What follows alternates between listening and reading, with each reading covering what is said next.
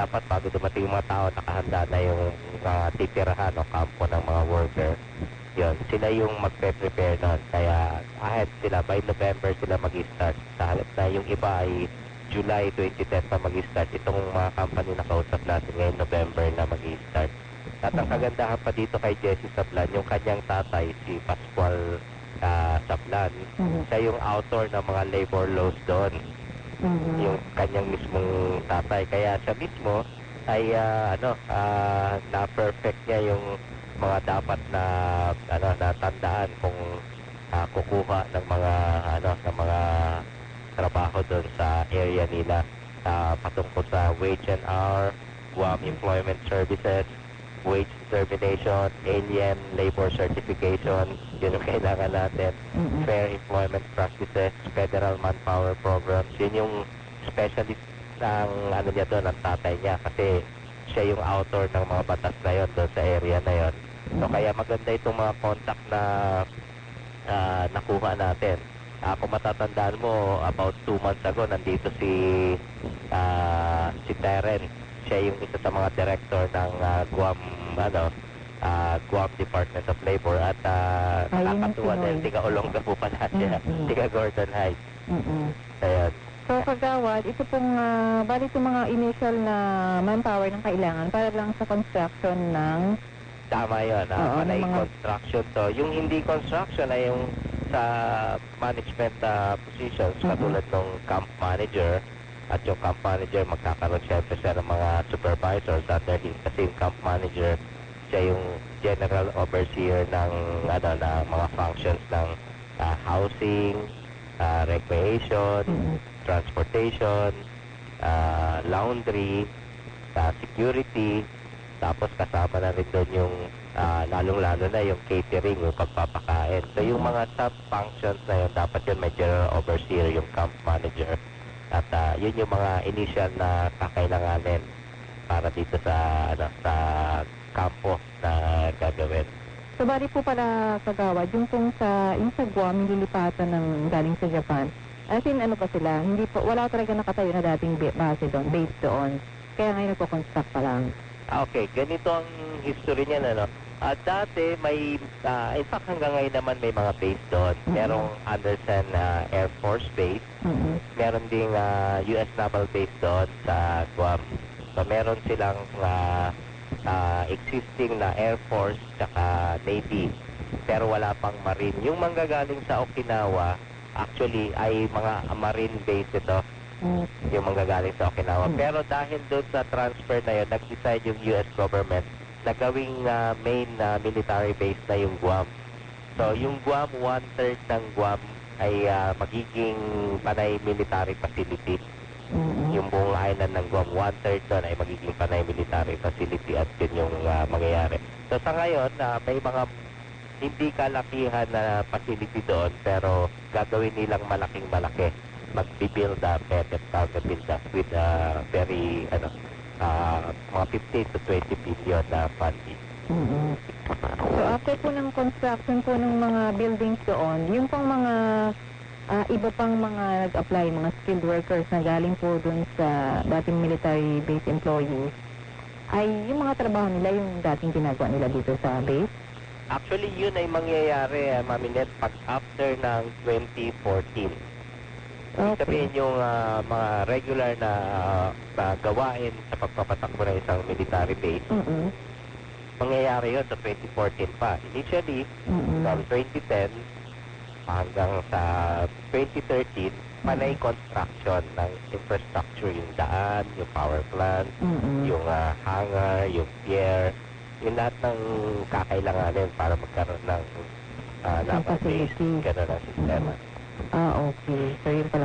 So, bali po, kagawad, yung pong mga binanggit ninyong companies na nangangailangan na by November, ano po ba yun? Yung kay Mr. Sablan, tapos yung pong isa ang... Yung isa ay kay, ang president ng company ay si, Guam Reaction Company, si Randy, naman ang, yun yung dalawang initial na kausap natin. Ano pong pangalan ng company nila? Guam Reaction Construction Company. Construction Company. parehong site development ang kanilang gawain. Site development. Yun yung mga initial na kausap natin at ayun, hopefully ay mayroon pa tayong ibang makausap kasi ang tinatarget namin ni Mayor ngayon kasi marami nag-a-apply from the power plant sector kung sino yung mananalo sa bidding ng power plant. Although kausap na mismo namin yung general manager ng power plant sa Guam. Hindi ka nga maniniwala tiga dito rin sa Olongapo. Ano pong pangalan? Si Ereneo Akain. Kaklase ko pa nga yun Okay. Kaya nagulat kayo magdating namin ni Mayor. Dati po siyang, Base empleyado. worker. Dati na rin sa power plant dito sa base. Okay. At pagdating namin doon ay na-meet ni Mayor ng personal. At natutuwa siya dahil maraming tiga-Olongapo doon na merong mga critical na position. In fact, yung kanilang Chief Information Officer sa Guam, would you believe, tiga-Olongapo rin. Si Jim, ano na bang last name ni, yung may-ari ng, anak siya ng may-ari ng Papagayo Restaurant. Lacto ng apelyido. Okay. So, parang siya yung isa sa importanteng consultant ng Guam sa kanilang gobernador. Okay. Tiga-Olongapo siya. In fact, nandito rin siya last week. At pumasyal siya, nag-courtesy call kay Mayor.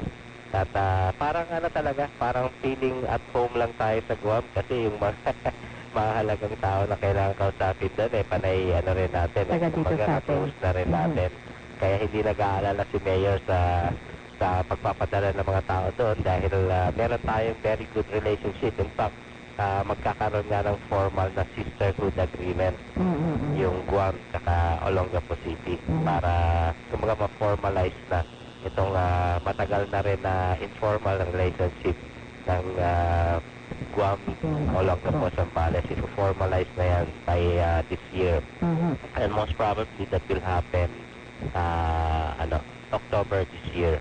Yan, kasi dalawa yung pinag-usapan namin should it happen October this year or November after na ng election para yung mga pipirma yung bagong set of elected officers na. Pero sa tingin namin mas magandang before na kasi kausap na namin yung mga officials ngayon at nag-agree na sila. So baka mahirap pang ulitin yung proseso kung after na ng election. Anyway, yun namang mga sisterhood kahit naman magpalit ng leadership, tayo hindi naman tayo nag-aalala kasi yung ina-expect natin na possible successor to the governor ay very close na rin sa atin, yung nga yung Calvo family. So yun, kaya most likely the formal signing ng sisterhood ay gaganapin come October this year. October this year. So yun ang mga update natin. Mamaya magbibigay ako ng ilang list ng trabaho na available para dun sa mga nakikinig para meron tayo lagi kasing updated. Opo. Gawad, may tanong po kasi, paano daw po nila malalaman kung sila ay mapipili dun sa mga work requirement? Kunyari, di ba mag-log on sila, nagla-log on sila or nagpa-register sila online. Paano po nila malalaman kung sila ay isa sa mapipili dun sa magtatrabaho para dito sa construction work na ito? Okay, very good question.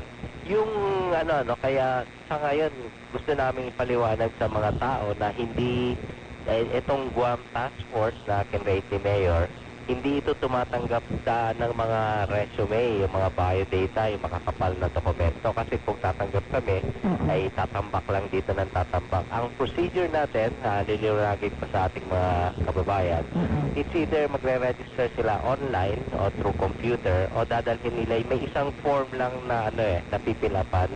Yun lang yung kaysa isang papel na pwede namin tanggapin. Yun po yung POEA. Hindi namin pa tinatanggap. Tama yan, yung POEA form. Okay. At may picture lang sila doon. Ngayon yung employer, it's either the employer o kami kung halimbawa kinontak